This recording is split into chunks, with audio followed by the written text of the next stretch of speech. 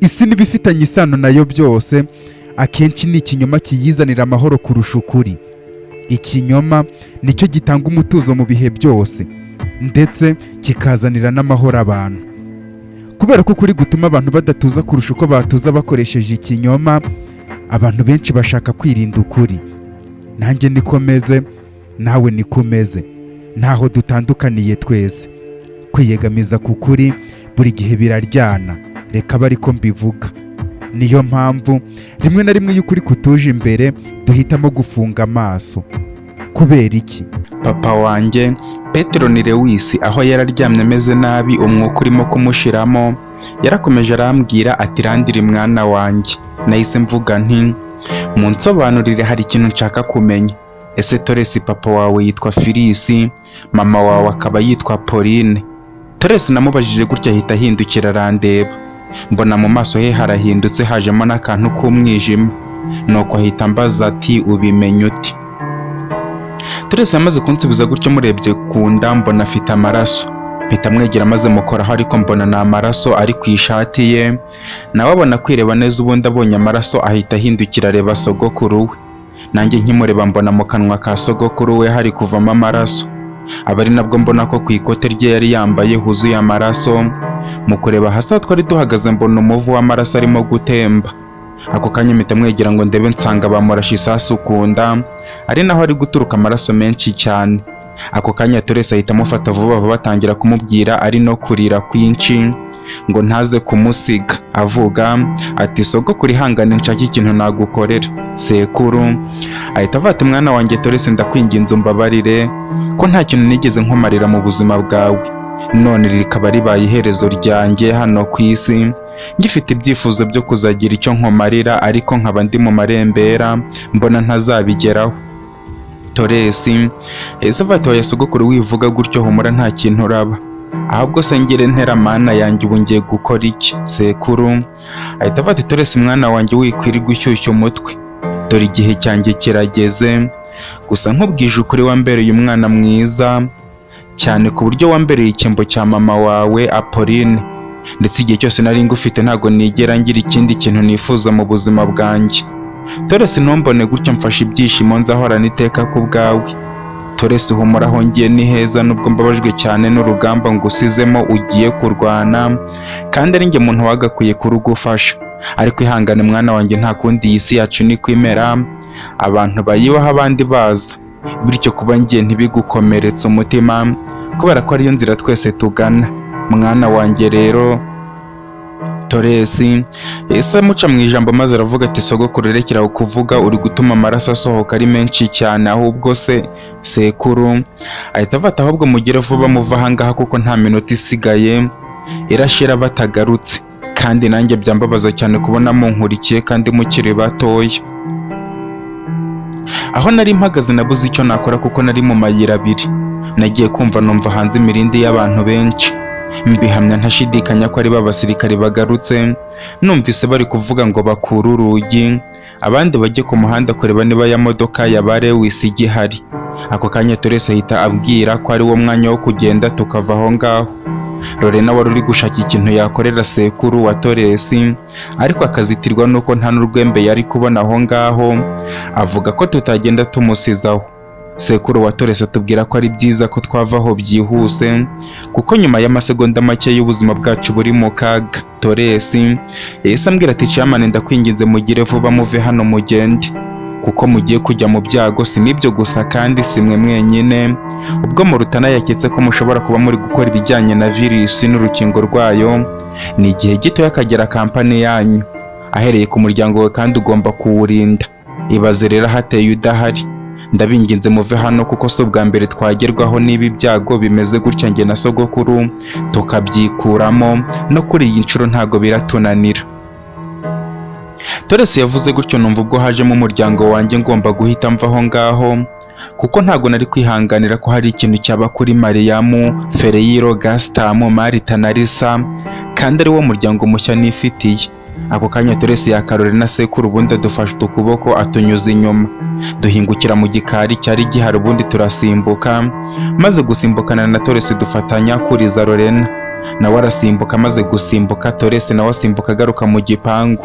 Ubundi Toresi ahita avuga ati cyamane ntago nifuza ko hari ikintu cyakubaho, ndakwinginze, bityo nta mwanya dufite wo gutamutaho ibindi nge ndabyitaho, kandi nkwijeje ko nzakuzanira amakuru meza ko nge na sogokuru tumeze neza cyane. Ndamusubiza nti ndakwizeye. Namaze kubwira Toresi gutya ahita ahindukira asubira mu nzu, nanjye mfata akaboko Lorena ngo tugane ku modoka. Nyuma y'iminota nk'itandatu twari tugeze ku modoka, mpita nyifungura vuba cyane ubundi twinjiramo. Tukimara kwinjira mu modoka ndatsa, ariko nkimara kuyatsa ako kanya numva batangiye kuyisukaho urusasu, nanjye nkandagira kuri vitesse ari nako bakurikiza amasasu. Kubw'amahirwe mbona turenze ikoni kuko nta modoka bari bafite, ndiruhutsa kuko ntago amasasu yarakiri kutugeraho. Mpita ntangira kugira ubwoba cyane kuko nari ngiye mu ntambara yeruye bwa mbere, noneho kuko nibwo nari mpanganye n'abantu banzi ariko nge ntabazi, kuko uretse kuba hari mu ijoro ubwo twajyaga muri gereza ya Eternity Jail bakanyereka Warden Montana, ariko ntago namubonye neza ku buryo nari kuzahura nawe ngahita mumenya. Ako kanya ntangira kugira ubwoba bw'ibishobora kuba ku muryango wanjye. Lorena arabibona ko ntangiye guhangayika, atangira kunturisha ambwira ko nta mpamvu yo guhangayika, ko byose bizagenda neza cyane. Nanjye mubwira ko ntabura kugira ubwoba kuko abantu duhanganye, noneho ubwo hajemo imbunda n'amasasu kandi ikirenze ibyo banzi nge ntabazi ari ikibazo. Ako kanya Lorena aratuza buri icyo avuga, bivuze ko nawe ari kubitekerezaho. Numva twava muri ubwo bwigunge, aba ari njye umwibwirira ko ntacyo tuzaba, wa mugani nta mpamvu yo guhangayika. Mboneraho no kumubwira ko mu byumweru 2 mfite ubukwe na Mariyamu. Lorena arishima cyane anyifuriza kuzagira ubukwe bwiza ndetse n'urugo rwiza cyane. Nuko urugendo turucuma ariko umutima wanjye utari hamwe, kuko nari mpangayitse cyane ko nshobora kugera muri kampani ngasanga umuryango wanjye watewe. Tukigera muri kampani nta handi hantu nahitiye uretse mu rugo. Mu kuhagera nsanga abantu bose bameze neza, ndiruhutsa. Ako kanya Mariyamu ambaza impamvu nge ntarwambaye, n'ubundi ntago nari kubimuhisha. Mubwiza ukuri ukuntu byagenze, nawe agiramo ubwoba, ariko ampumuriza ambwira ko nta kibazo turagira. Na wa mutuzo wasanganwe bituma ntuza cyane. Maze kubona bimeze gutyo musezeraho mubwira ko ngiye kubwira ba dogiteri bacu ukuntu byagenze, ndetse n'uburyo twasize umusaza mu bibazo we na Toresi. Nkaboneraho no guhamagara Lamari nkabimubwira nawe. Ni nako byagenze ubundi bose maze kubabwira njya mu biro byanjye. Amasaha ari nako ari kugenda yicuma. Ubundi mu biro mboneraho guhamagara Jessica na Dorcas mbabwira ko mfite ubukwe muri ibyo byumweru 2. Birabashimisha cyane ndetse bambwira ko batazahatangwa. Mbabwira ko baramutse bahatanzwe bashobora guhita bashaka undi muvandimwe kuko nta kindi twazongera kuvugana. Nkuko bisanzwe tuganira gake gake cyane, ubundi maze kuvugana nabo mbasezeraho, nanjye mva mu biro njya mu rugo. Kuva umunsi nategereje amakuru ya Toresi ndayabura. Nibwira ko buriya Lamar ashobora kuba yazi, nawe njya kumureba ndamubura. Ngezeyo nsanga hariyo Hiberi na Bonete. Bambwira ko Lamar yabasize ku rugo, babwira ko hari ahantu agiye kandi kure bityo atazatinda. Bamusigarireho, nanjye mbibwira Desimeriti ko Lamar yagiye. Ambwira ko amwizeye buriya ko azagaruka. Nuko nanjye na Mariyamu mbafatanije na Marita kuko nashakaga kumufatirana ngo amfashe gutegura ubukwe atarajya mu gikorwa cyo kwita ku bana b'imfubyi, afatanije na Padiri Gastam muri Maranatha. Tubasha kwitegura ubukwe bwacu neza, kuko ibyumweru 2 byashize tumaze kubishyira ku murongo. Kugera mu ijoro ry'ubukwe abantu bose bari bazi ko bose nzabana na Mariyamu, ndetse byaranabaye kimomo kuko natumye abantu bongera kwibuka isano iri hagati y'abasultani ndetse na ba Lewisi, ku buryo igihugu cyacu cyose cyari kidushyigikiye, bavuga uburyo ari njye muri Lewisi wongeye gusubiza ibintu ku murongo nk'uko byahoze kera, ngahuza n'imiryango yacu. Sanctus nawe nagiye kumureba muri icyo gihe mubwira uko bimeze. Ambwira ko rwose abyishimiye cyane kandi yishimiye ko byibura nabashije kudaheranwa n'agahinda k'ibyabaye kuri papa wanjye n'umuryango wanjye muri rusange, ariko akaba ari kunyiseguraho ko atabasha kuva imasofa ngo aze mu bukwe bwacu. Mubwira ko ibyo yankoreye ari byinshi cyane, bityo nzamwoherereza video y'ubukwe bwacu uko bwagenze, abonereho no kubona umwari mwiza Cosmos inshuti ye magara yasize ku mashusho. Nuko mu ijoro ryacu bucya ari ubukwe, mu rugo hari hashyushye cyane kuko abantu banjye bose bari bahari. Jessica nk'umubyeyi, Dorcas nka mushiki wanjye, Marita, Gastam, Mariyamu nk'umugeni wanjye, Fereyiro nka musaza uzamumpa kuko Ezeki twari twaramubuze. Lorena na Vice Chairman n'umuryango we Rufusi, mbese umuryango wose nagize nyuma yo kuva ku muhanda nkagaruka mu muryango wanjye bose bari bahari. Ibirori byashyushye mbese ubona ko njye na Mariyamu twishimiwe cyane. Nuko njye na Mariyamu tuza kwiyicarira mu cyumba cyacu dutangira kuganira, mubwira ko igihe cyanjye nawe cy'amateka kigiye kugera. Mariyamu ambwira ko atazanyibagirwa mu buzima, mu byiza ndetse n'ibibi, kandi anshimira uburyo namugabiye umutima wanjye. Mubwira ko uretse n'umutima ibyanjye byose ari ibye, bityo nta mpamvu yo kwirirwa mbwira byinshi, kuko twari umugore n'umugabo n'ubundi nta cyatubujije kunezerwa. Kugeza mu gitondo ubwo noneho ubukwe bwacu bwabaye ku mugaragaro, ndetse Padiri Gaston mu ijoro ryahise yari yatwemereye ko ubukwe bwacu ari we muntu uzadusomera misa. Nuko muri icyo gitondo tuzinduka twambaye neza bidasanzwe. Kubona Mariyamu mu gatimba ndetse n'ikanzu nziza cyane y'umweru ikubura hasi, mbona ari ibintu byiza by'agaciro, yagakwiriye ku mwari mwiza nkawe. Ambwira ko ikote ryiza nambaye rimbereye cyane. Misa Gaston arayisoma ubundi irarangira. Stade y'Abarewisi nyuma yaho iza gukubita iruzura kubw'abantu bose bari baje kudushyigikira. Ntago nzi ukuntu navuga uwo munsi w'ibyishimo ku buzima bwanjye na Mariyamu, ariko wagiye uvugwa n'abandi bari bahari n'abatari bahari. Gusa njye nabibonye byararangiye ko burya Mariyamu nubwo yambwiraga ko ashimishijwe no kuba njye mukunda nawe ankunda, urukundo nkarwakira, ariko n'ubukwe bwacu bwaramushimishije kuko nibwo amarira menshi y'ibyishimo yararize nkamubona. Ku munsi w'ubukwe bwacu nyamara kuri njye numvaga ntatunganye imbere mu mutima, kubera ko mu masezerano yanjye na Mariyamu aribwo twasezeranye ko nta mabanga tuzahishanya, ariko njye nari naramuhishe ibanga rikomeye cyane kuri mama we, kuko ibura rya mama we ryari nk'igitambo ku buzima bwanjye. Numva ko muri iryo joro ari ryo joro ngomba kumubwiza ukuri ibintu byose, ubundi tugatangira ubuzima bwacu bushya, nta kintu kidasobanutse kiri hagati yacu. Nuko mu ijoro njye na Mariyamu tumaze gusangira ibyishimo byeruye n'Imana ibishyigikiye, nkuko bisanzwe Mariyamu yandyamye mu gituza, ubundi dutangira kuganira amagambo meza yuje urukundo. Mboneraho kumubwira nti, mukundwa wanjye ntago wakumva ukuntu nishimiye uyu munsi, aho ari umunsi w'amateka kuri twe, ariko ukaba ari n'amateka mu bantu bose bagize igihugu cyacu, cyane ko muri iki gihugu ubu nta muntu utazi Mariyamu Lewisi w'umusultani ndetse na Peteroni Lewisi basezeranye, ariko akaba ari n'abantu bagize uruhare runini mu mibereho y'abantu kubw'ibikorwa bafite. Ariko nanone kuri iyi nshuro ntago nabura kukubwira ko umutima wanjye utari hamwe, kubera ibanga maranye igihe kinini cyane narariguhishe. Mariyamu yahise avuga ati, nta kibazo mukundwa wanjye, buriya ntabwo aba ari ngombwa ko ibintu byose umuntu abivuga, ari nayo mpamvu ntajya nkugiraho ikibazo cyangwa se ngo ngutitirize nka bamwe bakundana bakirirwa babazanya niba nta kintu bahishanye. Mariyamu nahise mubwira nti, Mariyamu ntago nzi niba ari ibintu nagakwiye kuguhisha, ariko hari ikintu nshaka kumenya muri iri joro. Ndabizi ko nkunda, ariko wenda hakaba hari uburyo ushobora kubyakiramo. Mariyamu ahita avuga ati, nta kibazo mukundwa, wikwirirwa wivunira umutima wumva kukuremereye kubera ibanga wampishe, ariko nanone niba wumva witeguye kurishyira hanze nanjye nkarimenya, ibuka ko amatwi yanjye nta kindi kintabereyeho uretse kukumva. Mu by'ukuri muri njye ntago nari nzi ngo Mariyamu nindamuka mubwiye ko umunsi tujya i Masofa tujyanye na mama we Sofiya kwari ukwigiriza nkana, kuko twari tuzi neza ko Sorina ari mu gihugu cyacu, ahubwo Sofiya tugiye kumwifashisha ngo aturangire kwa Sanctus papa wa Nathan ngo arabyakira gute. Ariko nta yandi mahitamo nari mfite uretse kumubwira ukuri kose, mpera ku mateka yanjye nasanzwe azi, ariko mbikora kugira ngo ajyemo neza, kugeza wa munsi twajyanye na mama w'i Masofa. Ubundi nsoza ku gihe twagarutse twenyine njye na Jessica, kugeza ubwo nakomeje kumuhisha iryo banga. Kugeza uwo munsi namaze kubwira Mariyamu ariyumvira nk'iminota 2, nanjye ari nako nkomeza kumureba mu maso ngo ndebe niba hari ikintu arambwira cyangwa se niba hari uburyo arifata.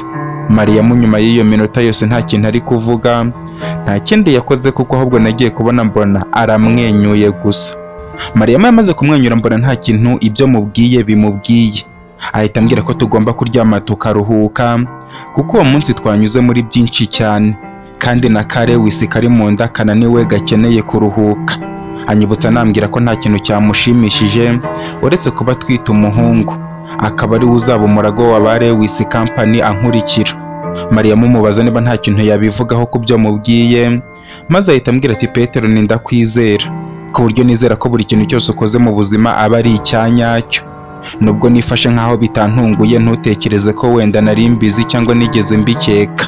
Oya, ahubwo nuko nyine byabaye nta kintu nabihinduraho. Petero ni we wanyigishije ko inzira zose tunyuramo Imana aba ari yizizi kandi zishaka, ku buryo nta kintu wahindura ku nzira y'Imana, ndetse umuntu wese ajya kuvuka inzira y'Imana izamucishamo iteguye neza, ku buryo nta kintu na kimwe kizatuma yica ku ruhande. None rukundo rwanjye uragira ngo mbigenze gute? Utambwira ko bimbwiye ugira ngo nkurakarire noneho twiyunge ubundi tubone gukomeza ubuzima. Ibyo nta mahirwe yabyo nguhaye, njye ndagukunda kandi ngukunda cyane. Bityo iherezo rya mama wacu ntago ari wowe warigena, si njye, si musaza wanjye Zeki cyangwa se Fereyiro, ahubwo Imana yonyine niyo igomba kugena iherezo rya mama wacu, yaba akiriho se cyangwa se atakiriho. Ibyo ntago ari amahitamo yacu. Umubabaro wacu, ubuzima bwiza ndetse n'ibindi nta mahitamo tugira, kuko Imana niyo ibigena. Rero niba wibuka indahiro warahiriye imbere ya padiri uyu munsi, pfumba tushyire mu bituza byawe niturize ubundi dusinzire. Mariya yamaze kumbwira gutyo sinabitindaho, kuko umutima ukomeye we nari nsanzwe nkuzi cyane. Nuko mupfumbatira neza mu bituza byanjye, ubundi twiryamira mu mutuzo nta muntu uri kuvuga. Ariko aho gusinzira ntangira kumva atangiye kuvuga amagambo ntazi aho ari kuva, avuga ati mbega umutuzo wuzuye umutima wanjye. Ndi umunyamahirwe kuba ndi hano. Hari benshi bifuje kuhagera ariko biranga.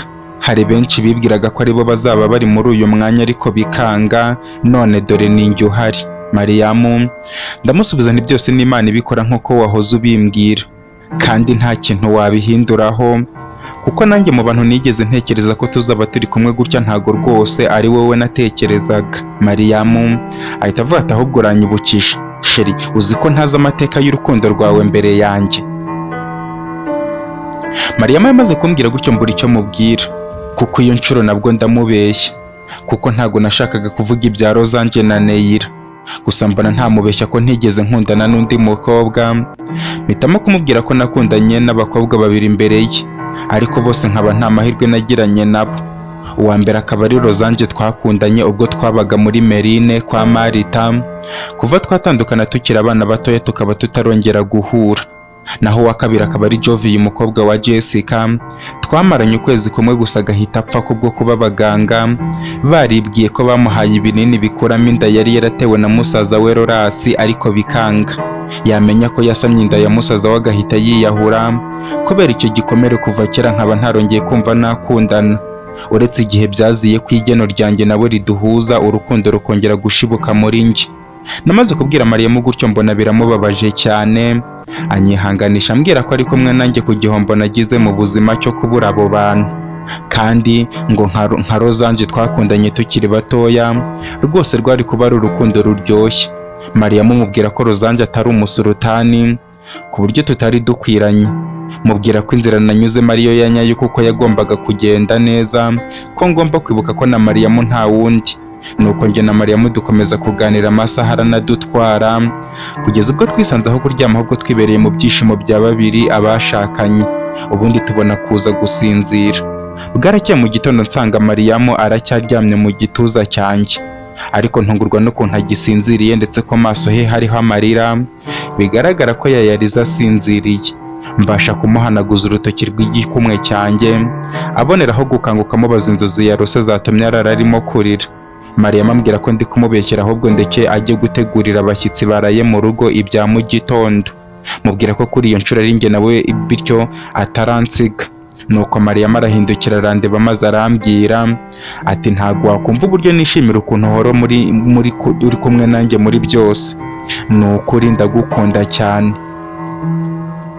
Nagiye kugira icyo mbwira Mariyamu ahita ntanga, ankoza urutoki rwe rw'igikumwe ku munwa byo kuncecekesha, ubundi ahita anyegereza umunwa watangira kunyunyusa udusukari. Nanjye nza kuryoherwa birangira twibereye muri ibyo, kugeza ubwo twarangije amabanga y'abakuze ubundi tukabanza kujya muri dushe. Tuvamo gahunda ari ukujya mu gikoni gutegura ibyo kwakiriza abashyitsi bya mu gitondo, ariko mu kugera muri salo dusanga abantu bose bicaye muri saramanje bategereje kurya, bigaragara ko hari uwabatumiye.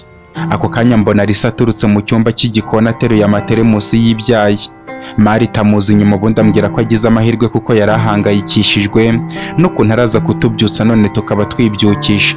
Nuko mpita negera ku ruhande hari hasigaye intebe zacu, njye na Mariyamu turicara batangira kutuganiriza. Jessica ahita avuga ati hari ikibazo ndi kwibaza, ubundi buriya Petero natabana na Mariyamu ninde muntu wundi bari kubana bakaba bakwiranye neza? Mumbwire umusore wari kubana na Mariyamu bakaba bakwiranye. Gaston ahita avuga ati aho rwose ntabwo ubeshye, njye abantu bakwiranye ndababona nkabamenya, ahubwo se buriya Rufusi na Dorcas nibatabana ni bande bazaba bakwiranye? Burina ahita avuga ati ariko Gaston nawe ntukajye uvugisha ukuri cyane kandi ukiri umwana kuko ushobora kuzabizira. Dorcas ahita avuga ati ubwo se mushatse kuvuga iki? Jessica ahita amusubiza ati ubwo nyine niba udafunguye amatwi ngo wumve neza ntacyo dushatse kuvuga. Narebye Rufusi na Dorcas ukuntu bari barimo kurebana akana ko mu jisho, mbona atari ubwa mbere, ariko n'ubundi byari bizwi neza ko hari ukuntu bajya barebana. Mpita mvuga nti ubwo nyine ubwo butumwa nizere ko butambutse neza, ubwo dutegereje ubutumire bwiza cyane budutegereje. Burina ahita avuga ati ariko ntago nabura kuvuga ubukwe bwiza cyane bwabaye ku munsi w'ejo, ni ukuri bwari ubukwe bw'amateka mu gihugu cyacu. Jessica ahita avuga ati abo nibo bana banjye kabisa, nizere ko namwe mwese byabahaye isomo ry'ikintu bita ubukwe. Mariyamu ahita avuga ati ariko namwe mureke gukabya. Rufusi ahita avuga ati ariko ntago ari ugukabya, reba ku mbuga nkoranyambaga zose urebe ko hari ikindi kintu kirimo kuvugwa, na perezida we ubwe yanditse ku rukuta rwe avuga ko ubu bukwe bwamushimishije cyane. Mpita mvuga nti burya Rufusi Jessica avuga ngo bibaho isomo nta bundi babwiraga uretse wowe, ubwo nyine nizere ko bwanyu buzaba ari akarusho. Ubwo twese twafatiye ifunguro hamwe, turirangije Marita dusaba ko twamuha akanya akagira ikintu avuga, nuko twese tumubwira ko agafite, maze ahita avuga ati mu by'ukuri nta kindi kintu nshaka kubabwira uretse kubashimira, nubwo wenda amagambo ngiye kuvuga araba ameze nk'aho ari ugusezera ariko ntabwo ariko bimeze, ariko bisa nkabyo kubera ko hano nari ngiye kuhahindura nkajya ahandi. Mu by'ukuri kera njya guhura na Petero ni Lewis yari afite imyaka 5 gusa, ari akana gatamba imbuga, nkibaza impamvu ababyeyi bako bahisemo kukajyana kuba kure yabo, ariko hana gateye impuhwe ariko kakisanga vuba cyane mu hantu kisanze.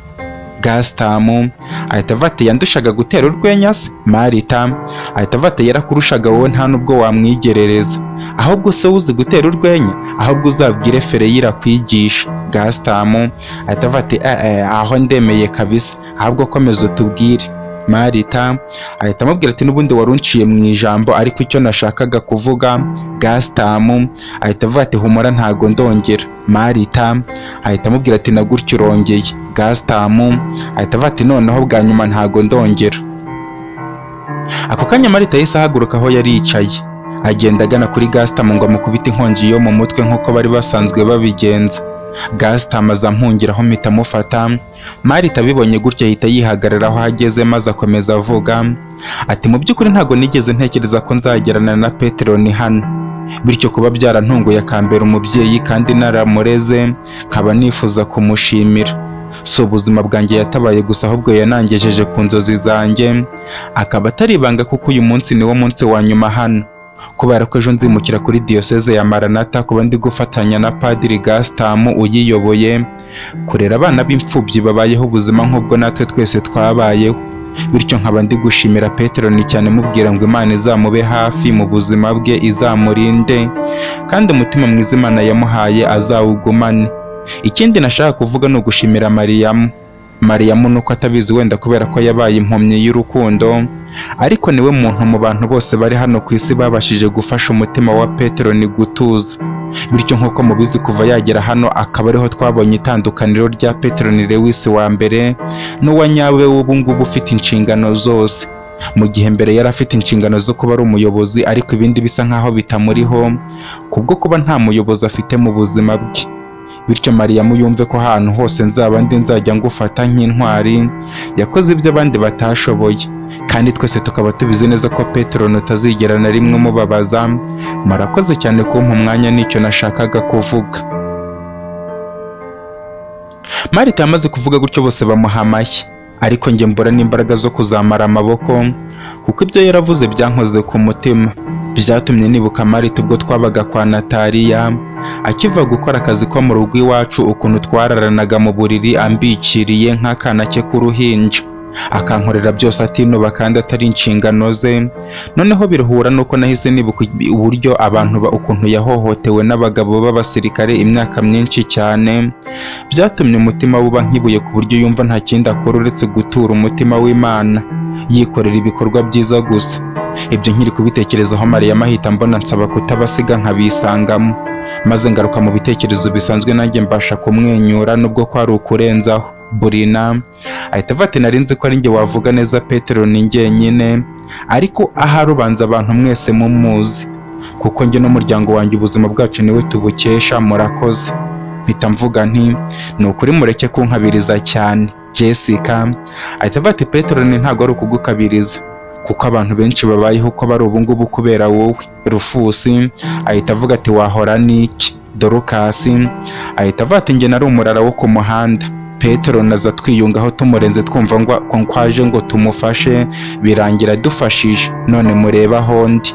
Mpita mvuga nti mu by'ukuri mureke gukabya, hari umuntu wambwiye ko ibintu byose biba ku isi Imana aba ari ibishaka, ahubwo ndumva twashimira Imana yaduhaye guhura muri ubu buryo.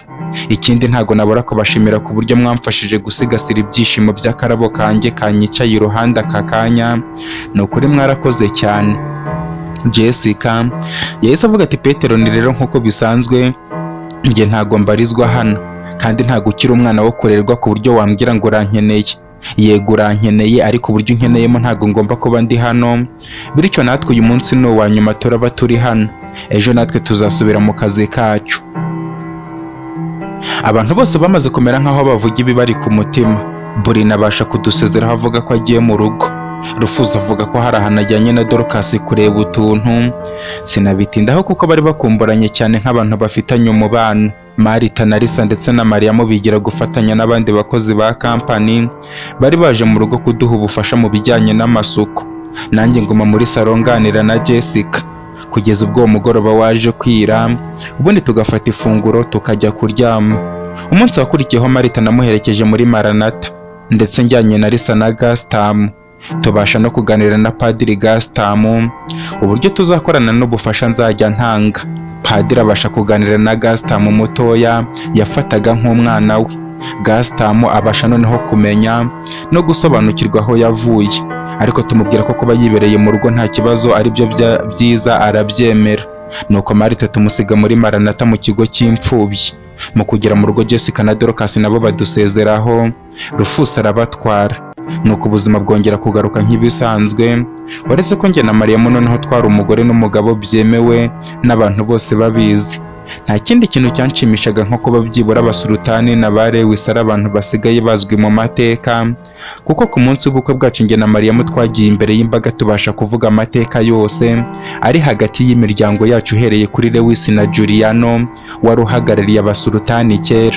Ndetse mbivuga nta kintu nikanga kuko byari biri mu mateka yanditswe uko amasekuruza agenda asimburana n'ayandi.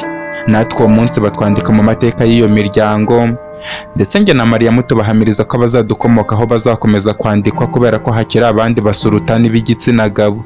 Nuko uwo munsi nawe ugenda neza, ukurikiyeho mbanza kunyura ku kazi kugira ngo nganire n'abandi bayobozi tuyoboranye, kuko wari umunsi ukomeye cyane njye na Mariyamu wo kujya mu kwezi kwa buki. Nta handi twapanze kubukorera uretse muri hoteli yari izwi cyane mu mateka y'Abamakabe hoteli iherereye mu gihugu cy'abavandimwe bacu gituranye cya Metrobet. Nuko njya mu biro abayobozi bose uhereye kuri Vice Chairman, General Manager, Secretary Karara, abayobozi ba Factory ndetse na Manager ushinzwe abakozi baraza turaganira, ndetse tumarana n'igihe kitari gitoya. Mu gihe twari tumeze nk'abantu bari gusezeranaho, telefone ya Lorena irasona. Mu kuyitaba tubwira ko bamuhamagaye mu kazi kandi byihutirwa. Tumubwira ko nta kibazo yagenda, natwe dusigara noneho tuganira bisanzwe, ari nako banyifuriza ukwezi kwiza kwa buki. Nuko mu gihe tumaze gutandukana twese ari njye usigaye mu biro byanjye, mbona Lorena arampamagaye, phone ndayitaba nyishyira ku gutwi, maze arambwira ati Petero ni birakomeye cyane, ariko byaba byiza wiziye hano mu bitaro ukabyirebera. Lorena nashatse kumubaza ibibaye ahita akupa telefone. Numva ngize ikibazo kuko naketse ko ba Desmeriti cyangwa se umugore wa Kereke agize ikibazo. ngenda niruka ngo ndebe ibintu bibaye. Mu kugera mu bitaro Lorena anyakira njyana mu cyumba, ariko nkabona atari kimwe umugore wa Cyereke arwariyemo. Mu kugera mu cyumba nkubitwa n'inkuba mbona ku gitanda cy'abarwayi haryamyeho Mariyamu, ndetse ubona ameze nk'umazeho umwanya kuko yari afite ibisinga byinshi cyane ku mubiri we, bigaragara ko isura ye yangiritse cyane kuko yari afite n'ibipfuko. Mpita ngenda mwegera mufata ikiganza ntangira kumubaza nti, Mariyamu ko mu kanya twari kumwe uri muzima mu rugo bigenze gute? Ko twahoze twandikirana kuri telefone umbwira ko nanjye unkumbuye nk'uko ngukumbuye bigenze gute? Mariyamu ninde ugukoze ibingibi? Lisa ahita avuga ati nta muntu umukoze ibingibi, kubera ko akoze impanuka ubwo yavaga mu rugo ashaka kujya muri kampani, aha ntanuka ku ma esikariye. Umusekirite niwe wamutoye amujyana kwa muganga, aza mu rugo kubimbwira kuko ari njye wari usigaranye na Fereyiro, nanjye mbasha guhamagara.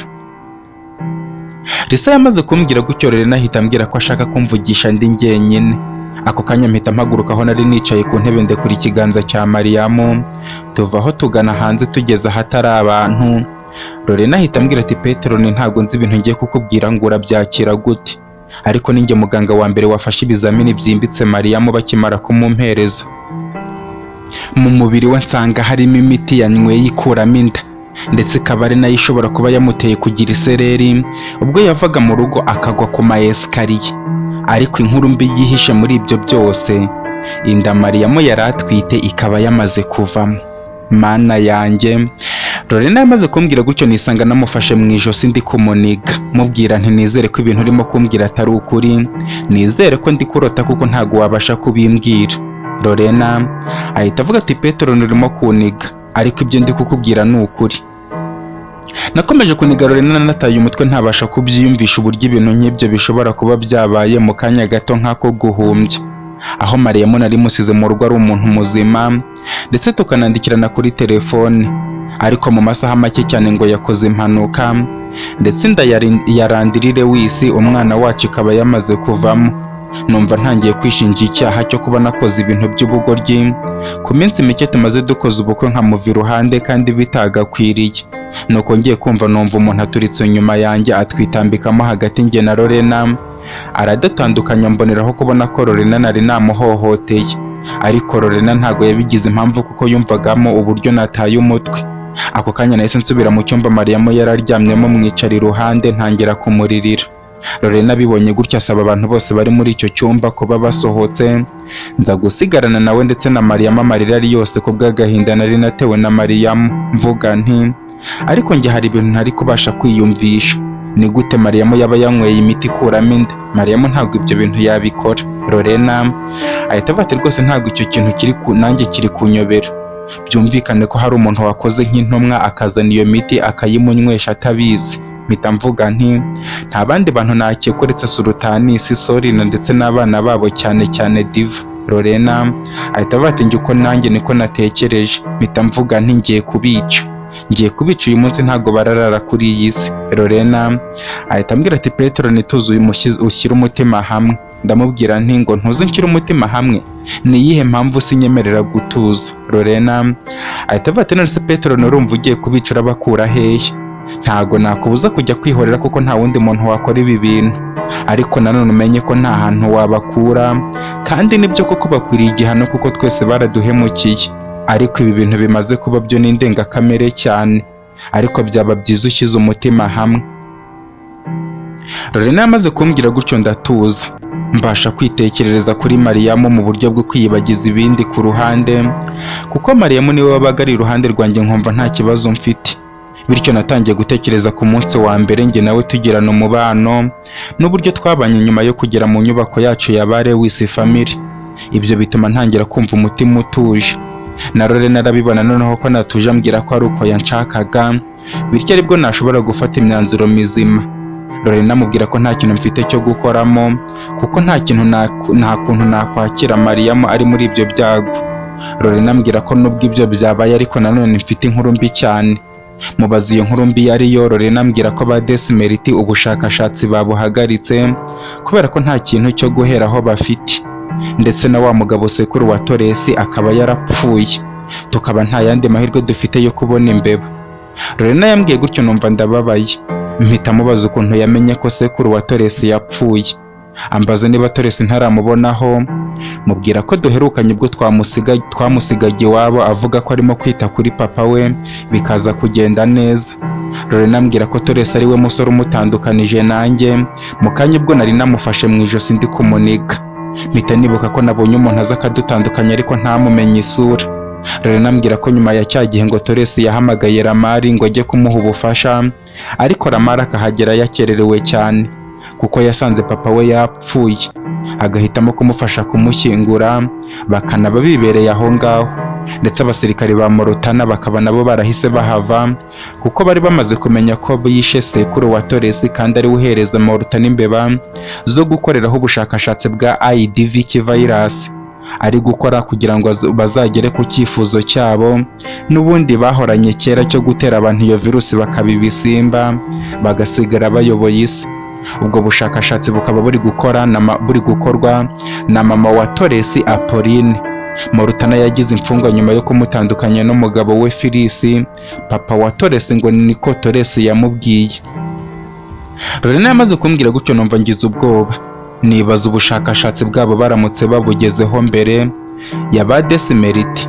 Lorena mubaza icyo twakora, ambwira ko rwose nta kindi nzi twakora uretse gushaka inyamaswa zo gukoreraho ubushakashatsi. Lorena mubwira ko ibyo atari byo by'ibanze, ahubwo twagakwiye gushaka uko duhagarika ibyo ba Morutana barimo gukora. Ambwira ko atazi uko twabihagarika. Lorena namubajije igihe birafata kugira ngo umugore wanjye Mariya akanguke, ambwira ko birafata igihe kinini, bityo atari na byiza ko naguma aho ngaho, ahubwo najya mu rugo kuruhuka. Lorena amubwira ko ntava iruhande rw'umugore wanjye ngo ni ukuruhuka, kandi icyo gihe ari cyo nkeneye cyane. Lorena akomeza ntitiriza ambwira ko Mariya atakwifuje ko nahangayika, bityo byaba byiza kuko n'ubundi nsinziriye, ahubwo najya kuruhuka, namara kuruhuka wenda nkaza kumureba bikanaba byiza akangutse ndi kumwe nawe ntananiwe. Lorena numva ibyo ari kumbwira ni ukuri, ubundi ndekura Mariyamu mureba akanya gato, yamvugira mu mutima nti mugore wanjye nkunda, umuntu wese wakoze ibingi bazabyishyura. Nuko mva aho mu cyumba, ngeze hanze ntangira gushaka Lisa ngo aze tujye mu rugo, ariko ndamubura n'ubundi kuko yarahaze. Njya mu rugo nijyanye, mu kugera ku muryango wo muri salo ndafungura, nsanga Lisa yicaye muri salo mu ntebe ateruye ka Fereyiro gasinziriye, iruhande hicaye Toresi bigaragara ko arimo kwibaza ibintu byinshi cyane. Ako kanya Toresi naramwegereye, Lisa ambwira ko agiye kuba ajyanye Fereyiro kuryama. Nuko Toresi ndamusuhuza nanamwihanganisha kubera ibyamubayeho, musaba n'imbabazi ko twamusize ari wenyine kandi twagakwiye kuba twari turi kumuba iruhande tugafasha sekuru. Toresi yahise avuga ati mu by'ukuri cyamane nta mpamvu yo kwirirwa unsaba imbabazi kuko ntacyo wakoze, kandi ntago nari kukugira inama yo gukomeza kuba hariya kandi ari bibi cyane. Ndakeka ko iyo uza kuhaguma bitari kukugwa amahoro, bityo mwakoze ikintu kizima kandi ntacyari guhinduka ku rupfu rwa sogokuru, bityo mu by'ukuri nta kindi kintu kinzanye hano uretse kugusaba ubufasha. Toresi nahise mubwira nti Toresi ndakumva kandi ntago wansaba ubufasha ngo mbukwime kandi mbufite, bityo nguteze amatwi mbwira numva ikintu nagufasha. Aransubiza ati cyamana ubundi njya kumenya ubwenge nasanze mbana na sogokuru wanjye twituriye mu nzira aho mu cyari iciriritse, ariko sogokuru akora uko ashoboye kose akihiringa kugira ngo mbone ibyiza. Ibyo bigatuma mwibazaho ibibazo byinshi cyane kuko yari afite inshingano za papa ndetse na mama akabikorera icyarimwe, ariko namubaza ibijya mbere akambwira ko ibijya mbere ari ibyo ngibyo, ndetse akananshyiraho n'igitsure cyo kumenya ibindeba mu gihe ndimo, naho ibirenze ubwenge bwanjye nkajya mbimenya igihe kigeze. Ari nako akora uko ashoboye kose akanjyana mu ishuri ndiga, ndetse amashuri nza kuyarangiza. Mu by'ukuri ntago nabura kuvuga ko narangije amashuri yisumbuye ntarisobanukirwa, kubera ko sogokuru wanjye ikintu yambwiraga nuko yambwiraga ko ngomba kwiga maze akazanshinga akanshinga nshoje amashuri yanjye yisumbuye. Nuko maze kwiga sogokuru nza kumubaza noneho ibikurikiyeho, ambwira ko igikurikiyeho nta kindi ari ugushakisha ibyo nkennye. Sogokuru namubajije ibyo nkeneye muri ako kanya, maze ambaza ibyo mfite, mubwira ko mufite. Ambwira ko atari we nagakwiye kuba mfite kuko atari umubyeyi wanjye, bityo nagakwiriye kuba mfite ababyeyi banjye, akaba aribo babyeyi ngiye gushakisha. Sogokuru namubajije ahantu nakora ababyeyi banjye, ndetse mubwira nishimye cyane, maze ambanza kumbwira ati mwana wanjye, ikintu cya mbere nshaka kukubwira ni uko ababyeyi bawe utagomba kuzabarakarira na rimwe, kuko kuba batarabanye nawe ntabwo ari ubushake bwabo, kuko ni wowe ikintu cya mbere bifuzaga kuzagira mu buzima bwabo, ariko ibyo bikaba bitarakunze kubera abanzi b'ibyiza bahora bumva basenya ibyo abandi biyubakiye. Ibyo bikaba ari nta bindi uretse amateka y'urukundo rwa papa wawe Phyllis ndetse n'umukobwa mwiza cyane Apolline, akaba umukobwa wanjye w'imfura na nyogokuru wawe. Ubundi byose bijya gutangira cyari nk'iki gihe, kuko Apolline nibwo yarakirangiza amashuri ye ya kaminuza mu ishami ry'ubuganga, aho yigaga muri kaminuza yigenga ya Global University iherereye mu murwa mukuru wa Kent. Mwana wanjye, ndabyibuka nk'ibyabaye ejo. Apolline hari umusore yakundaga kuturatira ko bigana, akaba ari umukunzi we. Tugahora tumutitiriza tumubwira ko uwo musore yagakwiye kumutuzanira tukamureba, atubwira ko uwo musore tuzamubonaho ku munsi wa nyuma w'intsinzi ye, nk'uko koko yabidusezeranije ku munsi wo gukora ikirori cyo kurangiza amashuri ye ya kaminuza, ndetse ku manota meza azana n'umusore. Turabakira dore ko nyogokuru wawe yagiraga urugwiro cyane, ndetse yifuriza umukobwa we w'ikinege ibyiza gusa. Nuko umusore mu kugera mu rugo ikaze ari ryinshi cyane, abasha kutwibwira tubwira ko yitwa Phyllis, akaba aturutse mu murwa mukuru wa Kent, ari naho iwabo batuye. Nyogokuru wawe agira amatsiko yo kumubaza ukuntu yamenyanye na Apolline, ariko amuca mu ijambo amubwira ko atagakwiye gutitiriza umukwe wacu, ariko umukwe wacu tumubwira ko tumwishimiye cyane, bityo aho mu rugo yisanga nta kibazo. Phyllis yahise atubwira ati mu by'ukuri nubwo turi kwishimira intsinzi yacu twembi cyane, ari Apolline n'umukobwa mwiza kandi utuje, agakora ibintu bye ku murongo, ariko nanjye nta kindi kintu cyari kinzanye hano uretse kubabwira ko nkunda umukobwa wanyu ku mugaragaro, nubwo yambwiye ko yahoraga ababwira ko afite umukunzi. Mbamaze amatsiko rero, mu by'ukuri uyu mukobwa mureba hano mwe mumubona nk'umwana wanyu, ariko njye mubonamo marayika murinzi wanjye, ku buryo mufata nk'ubuzima bwanjye. Muti byagenze bite? Mwese murabizi ko kuri iyi si ubuzima bwacu buhora ari ubuzima butandukanye. Nanjye muri ubwo buzima naje kwisanga mfite papa wanjye unkunda cyane kurusha uko umuntu yabitekereza, ku buryo birenze ubwenge bwa muntu. Byatumye mukunda cyane kurusha mama wanjye, kubera ko mama igihe yashakaga kunshyiraho igitsure, papa yahoraga amutsembera kure, avuga ko nta n'umutwe w'urutoki ugomba kuntungwa, kubera ko papa ashaka ko nzakura nta kintu na kimwe kinyangirije ubwonko. Mu by'ukuri ababyeyi benshi hari ibintu bakorera abana babo bagatekereza ko bari kubakorera ibintu byiza. Nanjye kuri njye nari ku ruhande rwa papa wanjye, kuko nyine numvaga ko nta kintu kigomba kumbaho, ndi umutesi ntakorwaho. Ibyo bigatuma mbona mama wanjye bimubabaje, n'igihe yakamfasha ngo angire inama, papa agahitamo urwo yavuga ko nta ntama nkeneye kuko byatuma ntisanzura, kandi nta kintu nakoze kibi gituma ngomba inama. Ibyo byatumye mba umutesi cyane ku rwego rurenze urugero, kugeza ubwo ishuri kuri njye ryananiraga kubera uburyo nari nibereyeho. Mu gihe ndi mu ishuri nkiyibukira ibyiza papa nkorera, ibyo bigatuma nisanga nabaye uwa nyuma. Noneho papa nawe ukuntu yankundaga n'igitsura afite ku bantu, agatekega ko ishuri bagomba kunyimura byanga byakunda. Ku manota yose mfite ibyo byose akabikora agira ngo anshimishe. Nanjye nabona papa ari gukora byose kugira ngo ngere ku rwego rwo hejuru nk'abandi, kandi bavunitse njye ntavunitse, nkumva ko isi ari yanjye nyifite mu biganza. Ariko mama washakaga kubirwanya tukamutera utwatsi, byatumye ngera mu mwaka wa 6 w'amashuri abanza, hamwe noneho ukora ikizamini cya leta kikajya gukosorwa n'abandi utazi. Amanota aza gusohoka ndi uwa nyuma kuri liste y'abanyeshuri, ikirenze n'ibyo ngibyo amanota yanjye yegereye 0. Ariko papa bashaka kumpumuriza ambwira ko ibyo byose nta kibazo cyabyo, kuko nubwo ntabonye ikigo cyo kujya kwigaho, ariko nta kibazo ngomba kujya kwigana n'abandi bana mu wa mbere. Ikirenze ibyo mu bigo bya leta bakaba batigisha neza cyane, ahubwo nzajya mu kigo cyigenga aho nzajya nibonera ibyiza byose. Muri ubwo buzima nari narapfuye mu mutwe. Mama wanjye asigaye yacishije make mu rugero, kubera ko njye ari nko nkumva nta kibazo na kimwe njye mfite. Nuko amashuri agiye gutangira, papa wanjye ambwira ko yamboneye ikigo cyo kwigaho, kikaba ari ikigo cyigenga kandi kirimo ibintu byose cya Moriya Academic School. Numva icyo kigo ntago ari ubwa mbere ncyumvise, papa ndamushimira cyane, bidatinze njya kukigamo. Ubwo nageze muri Moriya ntangira kubona ko ibintu bitandukanye. ku ikubitiro isuzuma bumenyi ry'ibyo twize mu mwaka wa 6 w'amashuri abanza barariduhaye rirananira nza ndi uwa nyuma. Ibyo mbifata nk'ibisanzwe n'abanyeshuri twigana ntibabitindaho kuko n'ubundi iteka hagomba guhora hari uwa mbere n'uwa nyuma. Ariko nk'umuntu utangiye gukura nagize akantu ko gufuha muri njyewe mbonye uwabaye uwa mbere muri iryo suzuma bumenyi ari umukobwa, nuko dukomeza kwiga rimwe na rimwe amanote nkayafata ubundi nkayihorera, tukaza gukora amayigizerisisi ariko yose akantsinda ndetse n'amakwizi yose akantsinda. Buri gihe uko nabaye uwa nyuma mu ishuri hakaba hari umukobwa wabaye uwa mbere, byatumye mwarimu wacu asaba uwo mukobwa kunyegera agatangira kujya nsobanurira. Umugoroba umwe rero igihe cya etide nagiye kumva numva aho nari nisinziriye mu ntebe umuntu ankozeho. Mu gushigukira hejuru numva abanyeshuri bose twigana barasetse. Mu kureba mbona intebe nayiciraguyeho kubera gusinzira ku ntebe nasamye, nuko wari unkanguye mbona ni wa mukobwa uba uwa mbere mu ishuri ryacu buri gihe. Ariko ngiye kumurakarira we mbona atari kunseka, ahubwo ahita afata agapapiye mushwari mu ishati yari yambaye arampereza ngo nihanagure. Ndihanagura ubundi anyicara iruhande, bituma n'undi muhungu twicaranaga yimukira uwo mukobwa. Uwo mukobwa mu ijwi rituje yamaze kwicara maze arambwira ati Phyllis, njyewe nitwa Apolline, nkaba ndi gukurikiza itegeko rya mwarimu kugira ngo ngufashe ubashe kwiga neza ujye utsinda amasomo.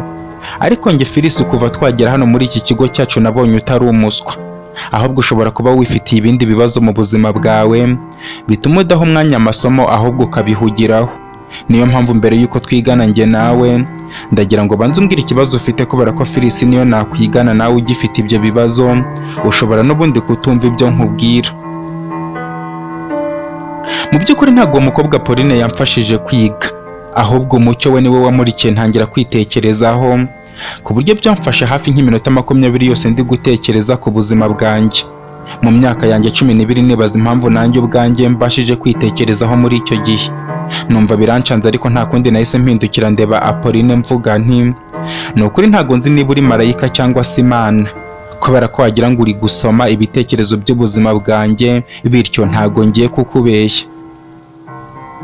Apolline namubwiye ubuzima nibereyeho kuva navuka, ndangiza kubimubwira yumiwe kuko yumvaga atari ibintu byiza ababyeyi bagakwiye gukorera umwana wabo. Nuko Apolline atangira ngira inama z'uburyo ngomba kwitwara no kubaho muri ubwo buzima ngezemo, kubera ko papa wanjye aho byari bigeze ntago yaragifite ububasha bwo kuza kunyimura mu ishuri anjyana mu ryisumbuyeho. Apolline yarambwiye ati mu by'ukuri Phyllis, ku ruhande rwawe rwose nta wakurenganya, kubera ko ubu rero umwana ahawe nibwo akurana. Ariko ndagira ngo wibaze ku buzima bwawe, aho ushobora kurangiza amashuri nubwo nayo ntazi uburyo wayarangiza, maze ukabaho nta kintu na kimwe ushobora kwikorera, byose wumva ko ari papa wawe uzabigukorera. Ibaze uri umugabo ungana na papa wawe nta kintu wabasha kwikorera, ubu se waba umeze gute? Akaba ariyo mpamvu aka kanya nakugira inama yo kuba wakwitekerezaho maze ugahindura ingendo ndetse ukanabikora mu ibanga niba papa wawe byamubabaza, maze ubundi wowe ukazasubira mu rugo uri kubatungura, kandi nuramuka ubyiyemeje njye ndagufasha nkube hafi. Ariko urabyumva ko ntakwirirwa n'umwanya wanjye kandi nzi ko n'ubundi nta kintu biratanga. Ndamusubiza nti ahubwo se wa mukobwa we, ubwenge ufite ubukura hehe? Kuva uwo munsi njye na Apolline twatangiye kuba inshuti, ambera umurinzi ku buryo yarameze nk'ijisho ryanjye. Nubwo igihembwe cyari kigeze kure ariko cyarangiye mfite amanota meza kuko nabaye uwa 10 mu ishuri, ibintu abantu batari bazi ko byambaho kuko bari barantereye icyizere. Mu kugeza indangamanota mu rugo mama atungurwa no kubona nzanye ayo manota. Papa nawe biramushimisha kuko n'ubundi yarashimishwaga nuko ntago yashimishwaga nuko nabaye uwa nyuma. Nuko igihembwe gikurikiyeho n'indi myaka yose nkajya nza ndi uwa kabiri. Apolline kuko yabaga yahatanye cyane yabaga uwa mbere, uretse ko rimwe na rimwe namutunguraga rwose nkamuzana umwanya wa mbere akisanga ari uwa kabiri.